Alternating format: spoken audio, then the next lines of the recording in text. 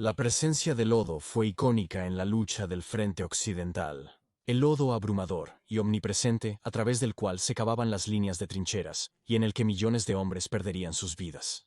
El lodo era un elemento poderoso, lo suficientemente poderoso como para detener el avance de los ejércitos más fuertes y detener por completo las campañas. Pero era mucho más que solo un dolor de cabeza logístico. Era una pesadilla abrumadoramente claustrofóbica e ineludible, para aquellos que la enfrentaron en campaña.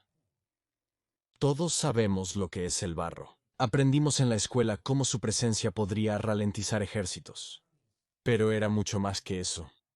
Creo que se aprecia demasiado poco el infierno del lodo, así que en este video vamos a discutir el papel del lodo en las campañas militares, a través de una amplia variedad de periodos de tiempo, desde las guerras napoleónicas hasta la Gran Guerra. No mirando las estadísticas, sino escuchando las palabras de las personas que lo enfrentaron de primera mano.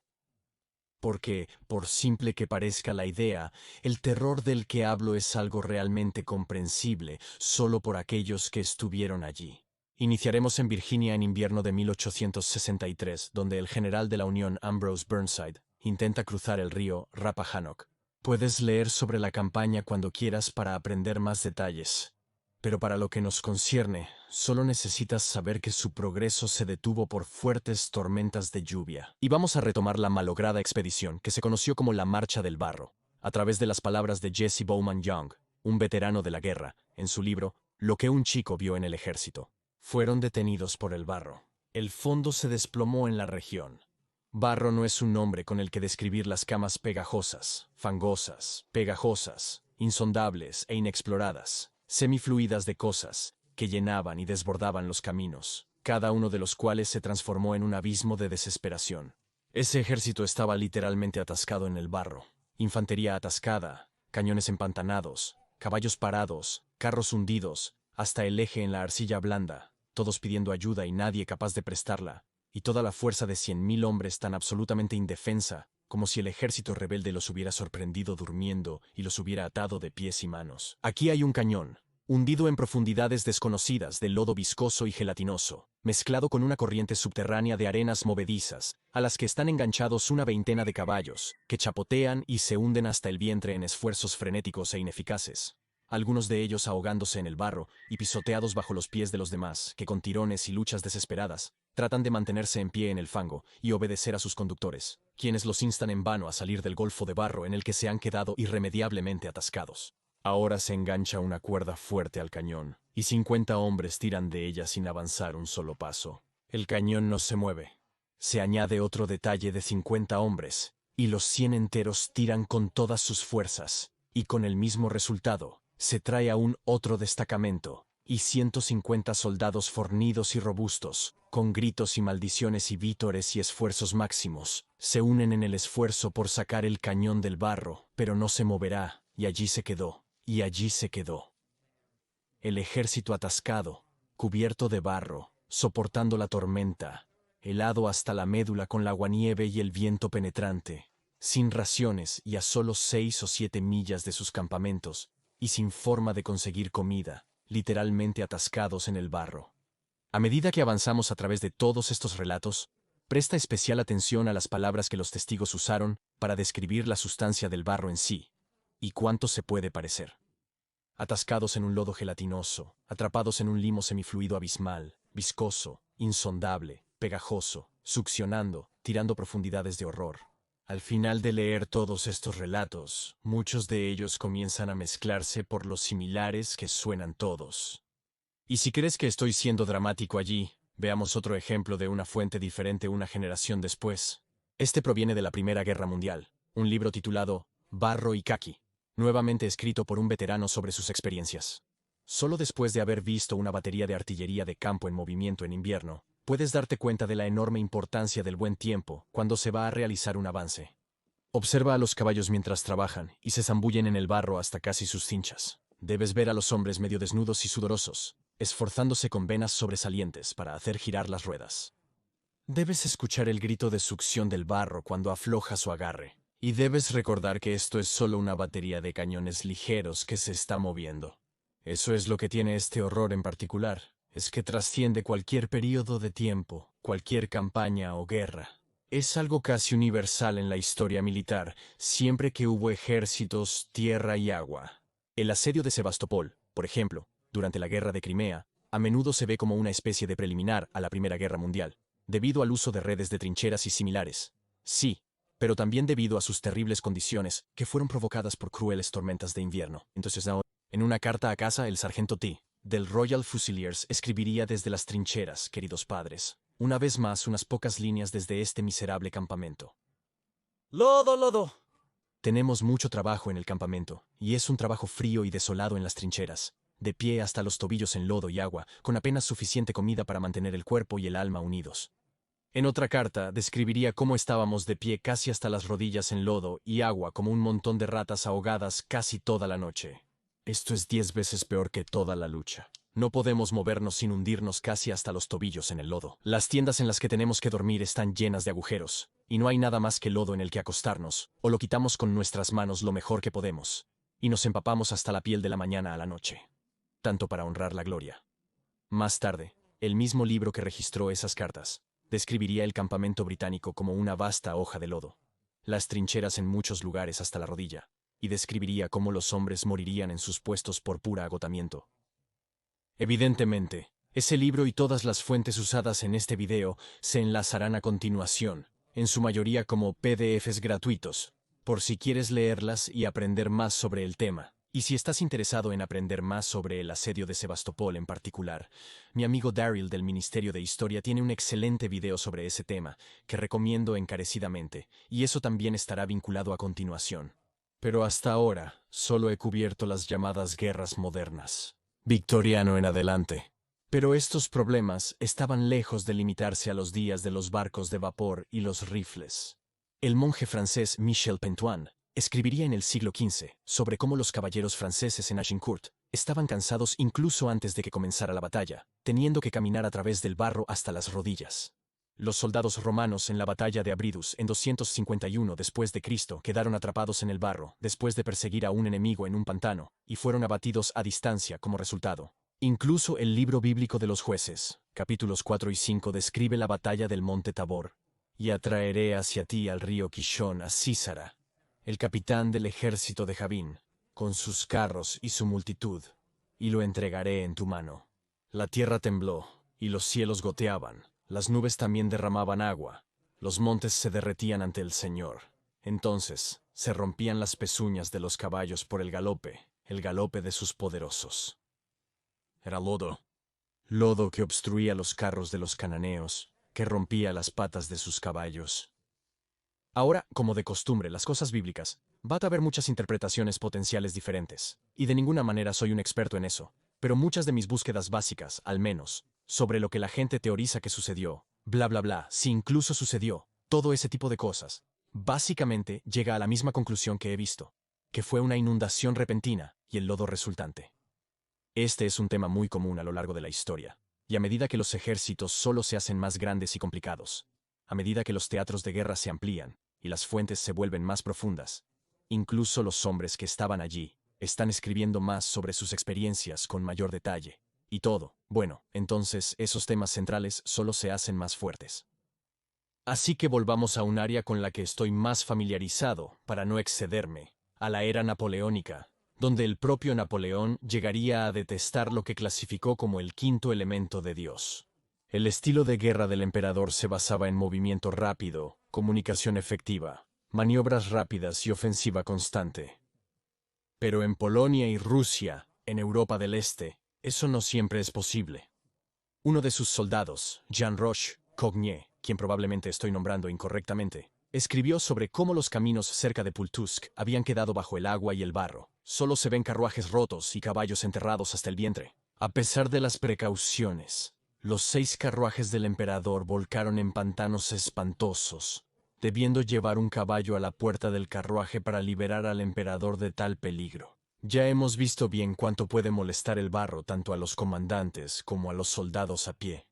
¿Pero peligroso? ¿A qué se refiere con una situación peligrosa para el emperador?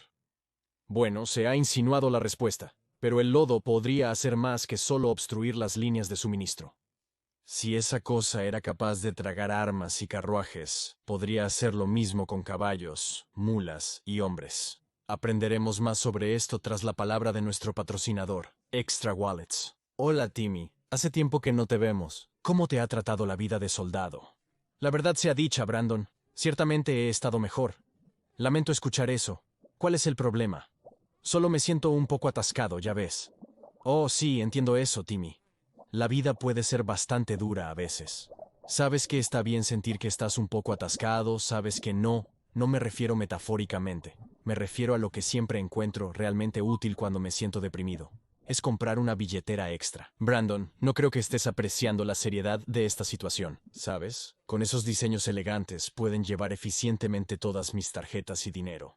Brandon, me encanta este botón de acceso rápido a las tarjetas. Es simplemente satisfactorio, fácil de usar y de acceso rápido. Es por eso que se llaman tarjetas de acceso rápido, ¿verdad? Y, quiero decir, sin mencionar lo mucho más fácil que es de llevar que un viejo billetero voluminoso en el bolsillo trasero. Sí, entiendo el botón de acceso rápido a las tarjetas y todos los demás pequeños beneficios. Es genial, pero realmente necesito ayuda ahora. No te preocupes, Timmy, estoy aquí para ti. Usando mi enlace en la descripción e ingresando el código BrandonF al finalizar compra, obtienes hasta un 30% de descuento. ¿Qué tal eso para un trato? Es un buen trato, pero no es lo que quise decir. Bueno, Timmy, espero que eso te sirva. Me alegra que la vida militar te esté beneficiando. Buena suerte en tu próxima batalla con los franceses. Gracias a Exter por patrocinar este video. Ahora volvamos al tema del lodo. Y bromas aparte, ¿cuán genuinamente peligroso podría ser para los soldados en campaña? Espera un segundo, Timmy. ¿Timmy? El lodo al que nos referimos no es simplemente el que encontrarías en tu jardín tras una llovizna. Si alguna vez has paseado por un campo arado tras una tormenta, eso se aproxima bastante. Pero imagina un terreno que ha sido removido por cientos de pies con botas, por ruedas, pezuñas e incluso explosiones. Se le hace referencia apropiadamente como lodo chupón debido a lo poderosamente que forma una succión literal a tu alrededor. Es viscoso, profundo y rápido. Tanto y tan rápido que un cañón entero podría ser tragado antes de que su tripulación realmente tuviera la oportunidad de reaccionar. O, por supuesto, peor. Mucho peor. Veamos otra cuenta de la Guerra Civil Americana. Esta data de 1862, una difícil marcha nocturna, a través de un pantano boscoso donde las incursiones regulares del enemigo no eran las únicas preocupaciones para los desesperados soldados de la Unión. Todo parecía en confusión. Nadie sabía exactamente dónde estábamos o hacia dónde íbamos. Las miserables carreteras estaban atascadas con ambulancias de cañón y carros. Las denuncias de los conductores, los gritos de miedo de las mulas, añadían a los horrores de la escena nocturna. Tan grande era la presión que parecía como si cada vehículo estuviera bloqueado con su compañero. En muchos casos, la artillería, al intentar pasar estos trenes, quedaba atascada en la tierra blanda y empapada. A veces se veía obligada a abandonar un cañón mientras se hundía casi fuera de vista. Incluso la infantería encontró difícil obtener un apoyo firme. Y por mi parte, pronto me cubrí de barro y arena.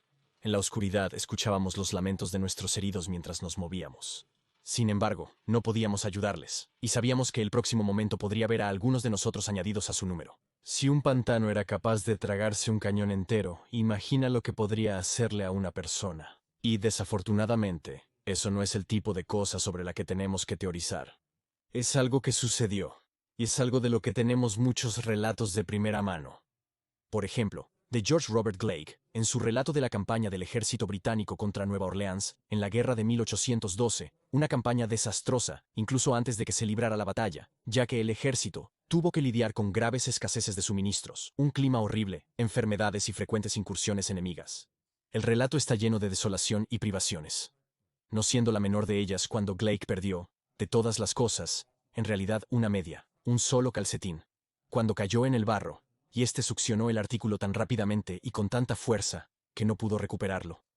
Algo que puede sonar un poco absurdo, pero cuando el equipaje del ejército está tan atrasado, eso significaba que tenía que seguir con solo una media durante un par de días en un pantano helado, donde el ejército ni siquiera podía encender fuegos porque alertaría al enemigo sobre su posición. Fue, en sus propias palabras, una de las consecuencias más desastrosas de la campaña, perder esa media en el barro. Pero la cita que realmente quiero compartir contigo tiene una consecuencia mucho más profunda, ya que Blake perdería mucho más que solo una prenda de vestir. Todo rastro de un camino había desaparecido por completo. Pero no solo las cañas estaban desgarradas y hundidas por la presión de los que habían pasado antes, sino que el pantano mismo, que al principio podría haber proporcionado algunos puntos de apoyo firmes, fue pisoteado hasta tener la consistencia del barro. La consecuencia fue que cada paso nos hundía hasta las rodillas, y frecuentemente más alto. Esa marcha se llevaba a cabo de noche, y sin siquiera la luz de la luna para guiarnos, estaba increíblemente oscuro, lo que significaba que era difícil seleccionar nuestros pasos, o incluso seguir a aquellos que nos llamaban porque estaban a salvo en el lado opuesto. En uno de estos lugares, yo mismo vi a un desdichado desaparecer gradualmente hasta que desapareció. Lo vi chapotear, escuché su grito de ayuda y corrí hacia adelante con la intención de salvarlo. Pero antes de que hubiera dado un segundo paso, yo mismo me hundí de inmediato hasta el pecho. Cómo logré evitar asfixiarme es algo que no puedo explicar, porque no sentí un fondo sólido debajo de mí, y continué hundiéndome lentamente hasta que el lodo me llegó a los brazos. En lugar de tratar de ayudar al pobre soldado, del cual ahora no se podía ver nada excepto la cabeza y las manos, me vi obligado a pedir ayuda para mí mismo. Cuando me lanzaron una correa de cantimplora de cuero, la agarré y me sacaron, justo cuando mi compañero de sufrimiento se volvió invisible. Es por relatos como ese que cada año llevo la amapola. El recuerdo es algo que significa mucho más que solo desde el siglo XX en adelante. Pero para que no pienses que este es un fenómeno restringido a los pantanos del sur de Estados Unidos, volvamos a Europa, otro de los hombres de Napoleón. Y atención, la siguiente cita contiene una breve referencia al suicidio. Las vías en Polonia no están asfaltadas. El problema ha sido rastrearlos a través de los bosques. Eso es todo. Durante el invierno, y cuando el ejército francés rastreó ese país en todas direcciones, nos encontramos con océanos de lodo que era imposible cruzar. El lodo de Poltusk se ha vuelto tristemente famoso. Hombres montados se han ahogado en él con sus caballos. Se ha visto a otros volarse los sesos, desesperados por no poder salir nunca. Por supuesto, 100 años después, los ejércitos aún enfrentaban estos y peores problemas. Realmente hay innumerables casos de hombres, heridos o no, ahogándose en el barro en el frente occidental, o siendo disparados por misericordia para evitarles ese destino por sus propios camaradas. Es mejor una bala que una muerte lenta, asfixiante y claustrofóbica. Sir William Beach Thomas, en su libro Con los británicos en el Somme, describe bastante adecuadamente el lamentable estado de la guerra en el barro. La lluvia había caído y reducido las partículas cariosas a un estado de pantano fétido, a un cenagal de desesperación donde los hombres vadeaban hasta las caderas y solo los más fuertes podían cruzar. En este foso, los escoceses reales y otros cargaron y lucharon. Vieron a sus heridos desaparecer de la vista. Un amigo luchando por rescatar a un amigo se hundió él mismo, y los dos se miraron el uno al otro, cada uno impotente. Durante un día y una noche y un día, bajo la lluvia de paganos, proyectiles y granadas, nuestros hombres lucharon para convertir estos pozos en fortalezas y mantener al enemigo alejado de unas pocas y miserables yardas de Flandes. Hombres se han ahogado de fatiga en el agua de las trincheras más de un par de veces. Estos hombres se ahogaron en el barro, en el limo primigenio. Lucharon como leones, una batalla de anguilas. Muchos de estos terribles principios de lo que el barro representaba en la guerra, tanto logísticamente como individualmente, alcanzarían su cenit en la Primera Guerra Mundial, ya que en las trincheras, los hombres no solo avanzaban en largas columnas, removiendo el terreno a su paso. Estaban viviendo en él, estaban encerrados en él. No era solo agua y tierra para ser pasados por alto, era algo completamente diferente, algo más monstruoso. El historiador Matt Leonard ofrece una descripción apta de cómo el barro no era solo tierra húmeda, sino una combinación de los muchos tipos de suciedad producidos por la guerra. En seco, los hombres aún sangraban, vomitaban, defecaban y orinaban. El agua y la comida aún se derramaban en las trincheras, y la tierra contenía los restos de miles de cadáveres en descomposición y los feos desechos de la guerra. El drenaje era difícil, y el agua superficial a menudo quedaba en trincheras y agujeros de granadas por días, fomentando enfermedades y muerte. Tales condiciones de pesadilla solo podrían ser imaginadas incluso por las mentes más perturbadas de Sebastopol o Nueva Orleans. Este era un barro que llegó a dominar los sentidos del hombre en todos los aspectos. Su sensación, su vista, su olfato, todo inundado, obstruido con barro. Ahora, el barro en Boschendale era muy viscoso, muy tenaz, se te pegaba. No solo tu masilla, tus masillas eran sólidas de barro de todos modos, pero también se te pegaba por todas partes, te atrasaba, se introducía en tus pantalones. Estabas cubierto de barro, y el barro que había no era líquido, no era gachas. Era un tipo de barro curioso y chupón, porque cuando te salías de este camino con tu carga, te atraía, no como una arena movediza, sino como un verdadero monstruo que te succionaba. Describir el barro como un monstruo, una especie de bestia, una entidad viva, es una tendencia realmente común en los relatos que he encontrado de la Gran Guerra. Es difícil, creo, realmente comprender cuán fácilmente una persona podría ser engullida por esta tierra, literalmente hablando. Es el tipo de cosa que creo que solo puede ser verdaderamente comprendida por las personas que estuvieron allí.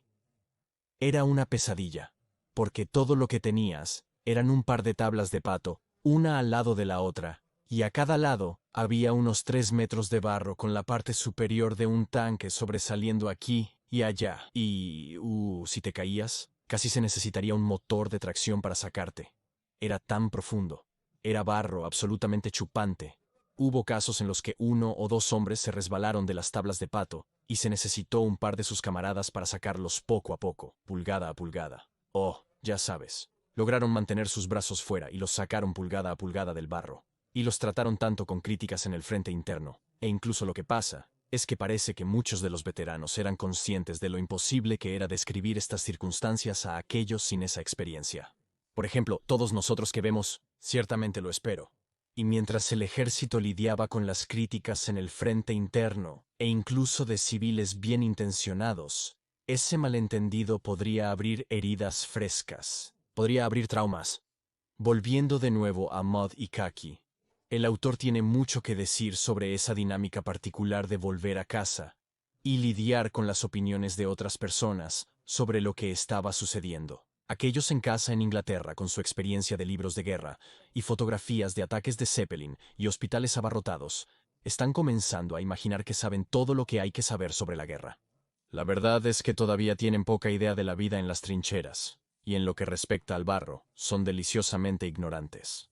No saben lo que es el barro. Han leído sobre el cuarto elemento de Napoleón. Han escuchado largas descripciones del barro en Flandes y Francia. Han levantado las cejas con incredulidad ante las historias de hombres que se ahogan en las trincheras. Han tenido un pensamiento fugaz de lástima por los soldados allá afuera mientras caminaban a casa por las calles en noches lluviosas. Pero nunca han comprendido lo que significa el barro, porque ninguna fotografía puede mostrar su profundidad viscosa, e incluso la pluma de un Zola o un Víctor Hugo no podría dar una idea adecuada de ello. El barro, como describe el autor, era interminable. Una entidad omnipresente de limo, como un oscuro dios de horror de otro mundo para los habitantes de las trincheras. Continúa. El plano de limo arrastrante que se extiende desde Suiza hasta el mar es mucho peor de enfrentar que el fuego de las ametralladoras o las grandes bombas negras de mortero de trinchera que caen girando a través del aire. Es más terrible que la helada y la lluvia. Ni siquiera puedes pisotear tus pies para alejar el frío insidioso que siempre trae el barro. Nada puede evitar que llegue a tus manos, rostro y ropa. No puedes secar tus botas en las trincheras. Debes acostarte tal como estás, y a menudo tienes suerte si tienes 2 sacos de arena vacíos debajo de ti para salvarte del frío abrazo del pantano. Esto no es lodo, como lo conocemos en Inglaterra. Es increíblemente resbaladizo e imposiblemente tenaz, y cada paso arrastrado requiere un esfuerzo tremendo. Y para que no pienses que el hombre estaba siendo poético, muchos otros describirían esta sustancia con igual detalle vívido, como Eric Remarque en Sin Novedad en el Frente Occidental, donde escribió: «Los rifles están cubiertos. Los uniformes están cubiertos. Todo es fluido y disuelto. La tierra es una masa goteante, empapada y aceitosa. Nuestras manos son tierra, nuestros cuerpos arcilla, y nuestros ojos pozos de lluvia. No sabemos si aún estamos vivos». O el cirujano del ejército Robert Berthold: «Milla tras milla, la tierra se extendía negra y fétida como un mar de excremento. Era un vasto desecho, y disperso sobre o hundido en la basura, y el lodo estaban los cuerpos en descomposición de hombres, de caballos y mulas. De tal material era el yermo que se extendía hasta donde alcanzaba la vista». Un periódico, creo que era un periódico francés, incluso describiría el lodo como una terrible criatura octópoda de algún tipo. atrayendo y matando a los soldados al lanzar su baba venenosa, cegándolo, cerrándose alrededor de él y finalmente enterrándolo. Porque los hombres mueren de lodo como mueren de balas, pero más horriblemente, escribiría el periódico. Y así, al final, volveremos una vez más a lodo y caqui, a las palabras de un hombre completamente acostumbrado a todos estos horrores, palabras que todos haríamos bien en recordar como estudiantes de historia militar. Entonces, es el lodo el que es el mayor enemigo. Entonces, es el lodo, y no una organización defectuosa o la destreza alemana, a lo que debes culpar si no avanzamos tan rápido como te gustaría. Si no avanzamos, o si avanzamos demasiado lentamente, recuerda que es el lodo la causa, no las armas alemanas. Ahora, cuando digo historia militar, me refiero a toda ella. Obviamente las circunstancias particularmente infernales que se combinaron para crear el Frente Occidental son únicas. Y por lo tanto, no puedes esperar trazar paralelismos precisos entre él y, digamos, la historia militar del siglo XVIII. Pero creo que todo lo que hemos visto en este video habla de una preocupación más amplia. Que algo que parece en la superficie ser en gran medida técnico, algo que tiene más que ver con la cantidad de suministros y qué tan rápido se mueven las líneas de un extremo a otro de un tren de equipaje, significa que a menudo tienen que prescindir de discutir en términos tan impersonales. Para aquellos que estaban allí, era todo menos eso. El barro era una preocupación logística, sí. Pero ¿qué significan esas preocupaciones logísticas para los individuos en el terreno? Las personas para quienes el retraso de un tren de equipaje significa que tienen que pasar días sin calcetines en temperaturas bajo cero. O quienes no pueden comer ese día después de marchar 20 millas. Y luego, incluso más allá de los elementos logísticos de todo, hay consideraciones mucho más profundas. Ese lodo no era solo una molestia, era un terror, una pesadilla, un monstruo, de los cuales son casi incomprensibles, increíbles, si no fuera por las muchas cuentas que nos han pasado a través de los siglos.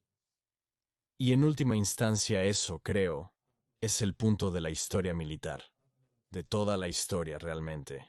Es para entender, apreciar, respetar e incluso a veces honrar esos recuerdos en sus propios términos. Porque detrás de cada estadística seca, cada viejo mapa polvoriento, había personas reales. Para que no olvidemos.